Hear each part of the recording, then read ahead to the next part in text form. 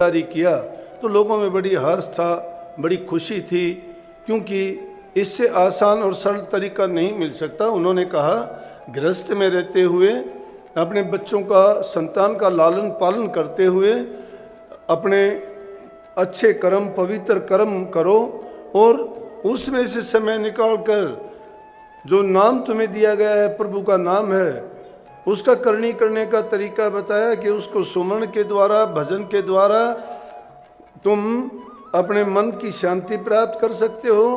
पिछले कर्मों का जो तुम्हारे ऊपर भार है उसको उतार के फेंक सकते हो और उनके साथ साथ आगे के अपने जीवन को सफल कर सकते हो। आगे का जीवन क्या है हम नहीं जानते। जिस प्रकार से एक बार सत्संग में एक राजा चला गया और राजा ने सत्संग को सुना, लेकिन सुनने के बाद में उसके मन में जब इस तरह की बात आई कि हम अपने कर्मों को मिटा सकते हैं या उसके कर्म के भार को उतार सकते हैं, आगे के जीवन को सफल कर सकते हैं, तो उस राजा ने महात्मा से 3-4 सवाल कर दिए। कहने लगे जी मैं आपसे 4 सवाल पूछना चाहता हूँ, आप मेरे सवालों के जवाब दो। महात्मा ने कहा बोलो क्या सवाल हैं आपके। कहने लगे एक तो मुझे ये बताओ कि 3 जन्म का सुखी कौन है। दूसरा सवाल मेरा यह है कि 3 जन्म का दुखी कौन है। तीसरा सवाल मेरा यह है कि यहाँ दुखी है लेकिन आगे सुखी होगा वो कौन है। और चौथा सवाल यह है कि यहाँ तो सुखी है और आगे जाके जिसको दुख होगा। मुझे ये संशय है कि ये 4 चीज़ बताओ। आपके ही सत्संग के माध्यम से मैंने सुना है कि सत्संग में जाके जीवों के कर्मों का लेखा मिट जाता है, सुधार हो जाता है, उनको नाम की कुंजी देके संत उनसे करनी करवाते हैं। लेकिन संतों से नाम लेके जो करनी नहीं करता, संत उसको कैसे सुधार देंगे। मैंने अभी जो नाम के बारे में बताया वो नाम हमारे सत्संगियों में भी इसी प्रकार से है। जो निम्न दर्जे के सत्संगी हैं उस राम को उस भिखारी की तरह से नाम मानते हैं, अपने खोटे कर्मों को नहीं छोड़ते हैं, अपने कर्म की चाल को नहीं बदलते हैं। मुंह से कहते हैं कि हम सत्संगी हैं, सत्संग में जाते हैं, नाम भी जपते हैं, दिखाते ये हैं कि हम बहुत भगत हैं, लेकिन उनका हाल क्या है। वो तो भिखारी वाला नाम है, नाम नाम कहते हैं लेकिन उनमें बदलाव नहीं आया। और जिसमें बदलाव आ गया, बदलाव का ही नाम सत्संग है। वो भक्ति के मार्ग में कभी कामयाब नहीं हो सकते। इसलिए महात्मा कहने लगे भाई अगर मैं आपको बताऊंगा तो आपकी बात कम समझ में आएगी, लेकिन कल मैं आपके सवालों के जवाब दूंगा। अगले दिन महात्मा 4 लोगों को लेके आए। एक धनाढ्य पुरुष को लेके आए, जो एक बहुत गरीब था उसको लेके आए, एक वैश्या को लेके आए और एक फकीर को लेके आए। लाके राजा जब आया, राजा को बड़ी उत्सुकता थी कि मेरे सवालों के जवाब होंगे। दूसरे लोग भी काफ़ी इस बारे में सोचते थे कि क्या जवाब होगा, तो बहुत और भी ज़्यादा लोग आए सुनने के लिए। राजा ने जब आके आसन ग्रहण किया, महात्मा कहने लगे कि आपके 4 सवालों के जवाब लेके आया हूँ। बोले कि बताओ। सबसे पहले उस धनाढ्य पुरुष को खड़ा करके कहने लगे ये 3 जन्मों का सुखी है। और वो कैसे है कि पिछले जन्म में इसने अच्छे किए थे, अब इसको अच्छा जन्म मिला है, अब अच्छा जन्म मिला, अब भी अच्छे काम करता है, दान करता है, पुण्य करता है, परोपकार करता है, भलाई के काम करता है, दुखी जीवों की सहायता करता है, आगे भी इसको अच्छा जीवन मिलेगा। क्योंकि कर्म फल है ये। जो इंसान अच्छे कर्म करता है उसको अच्छा फल मिलेगा। जो दान पुण्य करता है, दूसरे की भलाई करता है, दूसरों को सुख देता है, किसी को कष्ट नहीं पहुंचाता, वो आदमी अगले जन्म में राजा, बाबू, सेठ, साहूकार बन के आएगा। क्योंकि कर्म उसने अच्छे किए हैं। अच्छा बीज जब बोता है तो फल भी उसका अच्छा मिलेगा, मीठा मिलेगा। जन्म कहने लगे कि इसने पिछले जन्म में जो शुभ और नेक कर्म किए थे उनके कारण ये जन्म मिला है, और अब भी इसको ये ज्ञान है कि अच्छे कर्मों के कारण। नहीं तो कई आदमी विषय विकारों में, शराब कबाब में, खोटे मंदे कर्मों में, झगड़े मुकदमों में जब उनको धन मिल जाता है, पैसा मिल जाता है तो बर्बाद करता है उनको। उनकी बुद्धि दूसरे रास्ते पे चल पड़ती है। कहा भी है कि जब तने इतने धन को जोड़ा फिर उस धन का क्या किया, धन के मद में अंधा होके दुनिया में अन्याय किया, झगड़ेबाजी किए, मुकदमे, गरीबों को तरसाए दिया, पुण्य में पैसा लाया कोनी, तू किसने बहकाए दिया? किसने बहकाया इस जीव को? काल महाराज ने तो इसको बहकाया ही था, उसने तो फंसा दिया। 500 रसों में इसको फंसा दिया, 500 दुख इसके साथ लगा दिए और उनमें इच्छा, आशा, तृष्णा, इन चीज़ों में ही इसने अपनी ज़िंदगी को बर्बाद कर दिया। कभी इसने 1 मिनट के लिए भी ये नहीं सोचा कि मैं अपने जीव के लिए भी कोई कार्य करूं, अपनी रूह के लिए भी कोई ऐसा काम करके जाऊं कि जिससे मुझे बार बार संसार में ना आना पड़े। लेकिन दुख कहने लगे। लेकिन इस महापुरुष को देखो, इसने बहुत अच्छे काम किए थे, नेक काम किए थे, पुण्य किए थे, दान किया था, लोगों की सहायता की थी, दीन दुखियों को गले से लगाया था। आज भी ये साहूकार है और आज भी अच्छे कर्म करता है, तो अगला जन्म भी निश्चित रूप से इसको अच्छा मिलेगा। राजा संतुष्ट हुआ, कहने लगा कि बहुत अच्छी बात मैं समझा। बोला दूसरा सवाल आपका था कि 3 जन्म का दुखी कौन है? एक गरीब को पकड़ के सामने कर दिया कि ये 3 जन्म का दुखी है। और उसमें देखता क्या है, उसके हाथ में एक तो रस्सी है, एक हाथ में खुरपा है जिससे घास खोदते हैं। आज नहीं है वो जमाना, उस टाइम में था। आज तो गरीब कोई भी नहीं है। वो हालात जिन लोगों ने देखी थी उनको पता है कि उस टाइम में घास बेच के नहीं, वृक्षों की छाल खा के गुजारा करते थे। लोगों के पास पैसा नहीं होता था, कपड़ा पहनने के लिए नहीं होता था, सिर ढकने के लिए घर नहीं होते थे, मिट्टी के घर, और उस पर ऐसे ही घास फूस डाल के उसमें सारा जीवन बिता दिया करते थे। एक ही कमरा होता था कच्चा, और उसी में पशु भी होते थे, उसी में सोते भी थे, उसी में उनका चारा भी होता था, उसी में खाना भी बनता था और उसी में सारे काम होते थे। ऐसी हालात जब थी तो उस हालात में उस गरीब को सामने खड़ा करके कहने लगा, राजा ये वो आदमी है जिसके 3 जन्म बर्बाद हो चुके। बोला कि ये कैसे? कि पिछले जन्म में इसने कुछ बोया नहीं। जब पिछले जन्म में इसने बोया नहीं तो अभी काटेगा क्या? इसके पास है नहीं कुछ भी। घास काटता है, बाजार में आके बेचता है, 2 पैसे मिलते हैं, 2 रोटी खा लेता है, गुजारा हो जाता है। कुछ नहीं पता, पशु तुल्य जीवन है इसका। और अब ये करने लायक है ही नहीं। जिंदगी इसकी ऐसे बीतती है कि 2 रोटी नहीं मिलती, कहाँ आदमी को सोचने का टाइम मिलता है। आदमी के पास सब चीज़ों से जब संपन्न होता है तो उसको कुछ ना कुछ टाइम प्रभु भक्ति के लिए, नाम के लिए, सुमरण के लिए, चिंतन के लिए, भजन के लिए कभी तो सोचना चाहिए। वो अभागे हम लोग हैं, बुरा ना मानना, हम हैं ऐसे। हमें सब चीज़ मिली है, परमात्मा ने सब चीज बख्शी है, कोई कमी नहीं है। लेकिन कमी हमारी क्या है? 1 मिनट के लिए भूले से भी कभी याद नहीं करते। और संसारी पदार्थों की रात दिन चिंतन। जो भी 2 आदमी मिलते हैं वहाँ भी कार, व्यापार, पैसे, घर परिवार, संतान, सुख, वैभव, इनकी बातें करते हो। कोठी, बंगले, महल, मकानों की बात करते हो।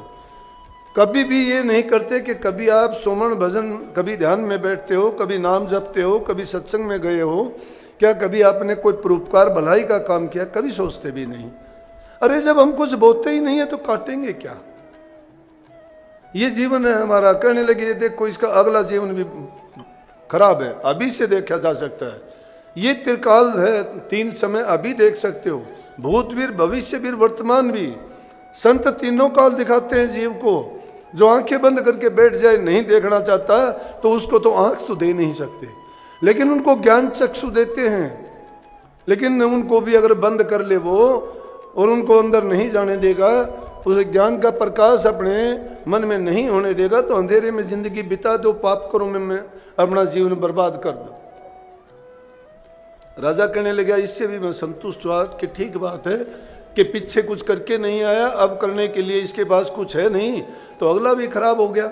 महात्माओं का काम है, जब भी दुखी जीवों को देखते हैं वो चाहते हैं कि हर जीव सुखी हो जाए।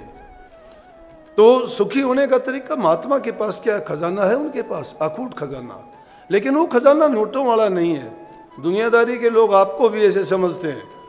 वो पूछते भी हैं कईयों से कि तुम राधा स्वामी हो गए, तुम्हारे पास पैसे कहाँ से आ गए? बाबा पैसे देता है क्या तुम्हें?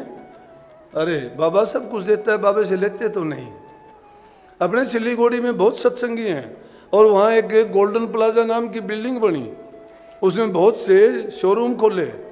हमारे सब सत्संगियों के उन्होंने सत्संगियों ने वो ले लिए, तो सब जहाँ देखे वहाँ फोटो, जहाँ देखे वहाँ राधा स्वामी नाम।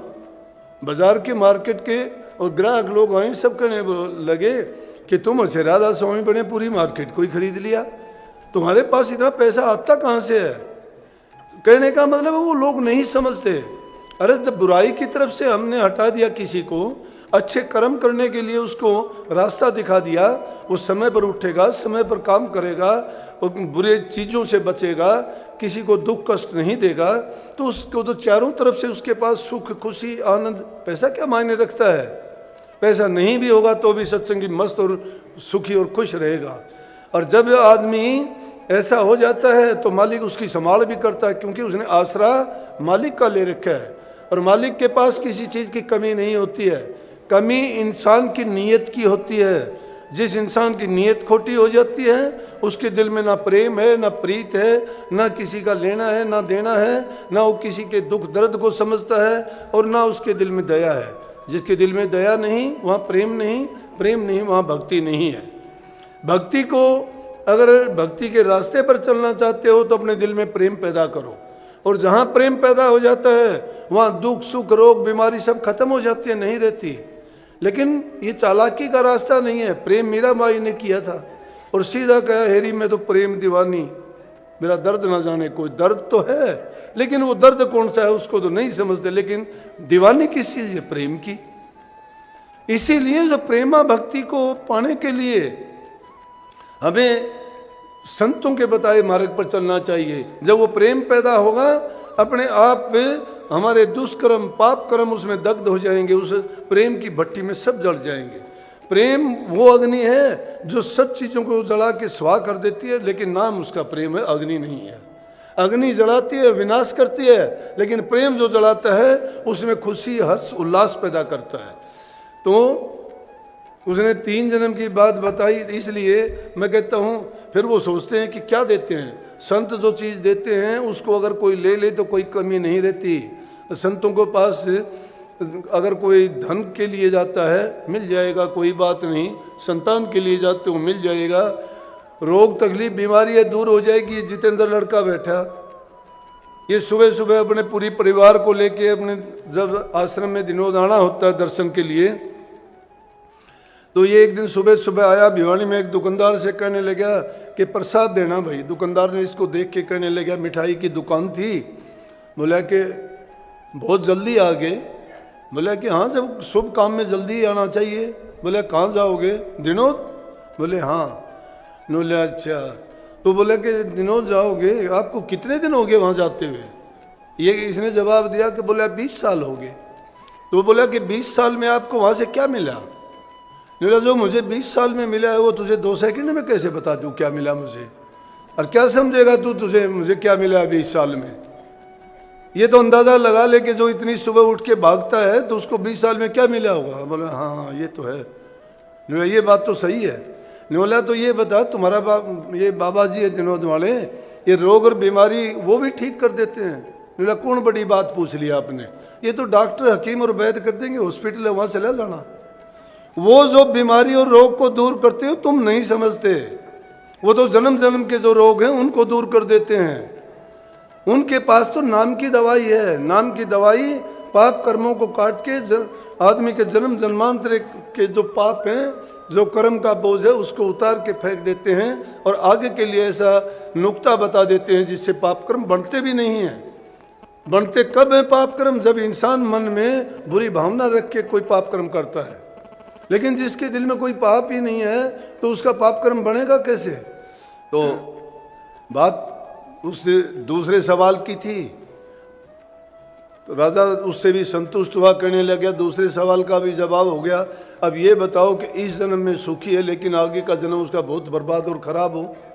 उसने वेश्या को खड़ा कर दिया कि अब देखो ये बहुत बड़ी वेश्या है, इसको लोग पालकियों में लेके जाते हैं, मुजरा करती है पूरी रात, पैसों के अंबार लग जाते हैं जब ये नाचती और गाती है। कोई कमी नहीं है धन की, अच्छा ओढ़ती है, अच्छा पहनती है, अच्छा खाती है, नौकर काम करते हैं इसके।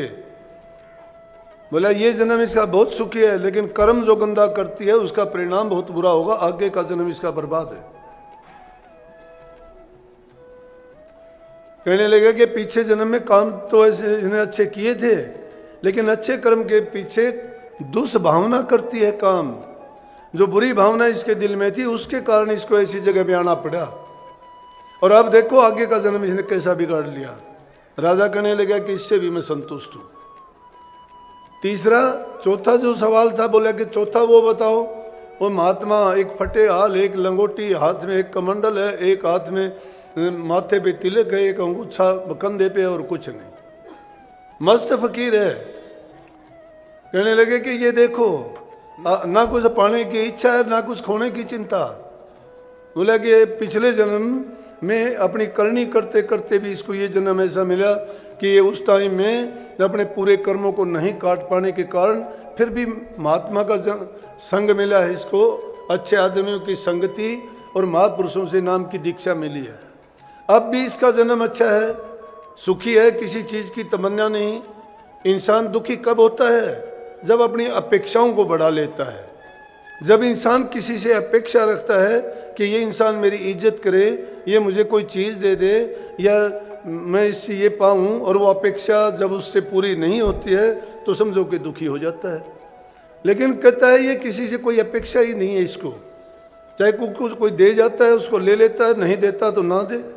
ये नहीं मांगता, इसको कोई इच्छा नहीं किसी प्रकार की। कोई देता है खा लेता है, नहीं देता तो मांग के भी नहीं लेता। बोले कि संतुष्ट है अपने जीवन से। अब जब अच्छा करता है तो अगला जन्म भी इसका अच्छा होगा। राजा चारों सवालों को सुन के कहने लगा कि मैंने आपकी कथा से सोचा था कि लोग क्या लेते हैं, क्यों आते हैं इतने मूर्ख बन के, लेकिन आज मेरी समझ में आया कि इनको जो चीज़ मिलती है वो जीवन में सबसे ज़रूरी चीज़ है। जब इंसान को आत्मिक शांति मिल जाए तो बहुत बड़ी चीज़ है। कहने लगा राजा अब तक आपने जो बातें सुनी वो तो संसार के बारे में चीज़ें और बातें सुनी थी, लेकिन असली भेद और असली बात जो है जिसको आपको आत्मिक शांति मिलेगी, जिससे तुम्हारी रूह की बेहतरी होगी और जिसके कारण तुम्हारा कल्याण होगा और आपका जीवन सफल होगा, वो हमारे पास एक गुप्त चीज़ है। बोला कि वो कौन सी है, वो कब दोगे मुझे? कि गुप्त चीज़ ऐसे नहीं दी जाती, वो एकांत में ही दी जाती है। अगर आपकी इच्छा होगी तो ही दी जाएंगी, लेकिन उसके देने से पहले जो 4 चीज़ें बताई हैं, इन चीज़ों के परहेज भी पूरे करने पड़ेंगे।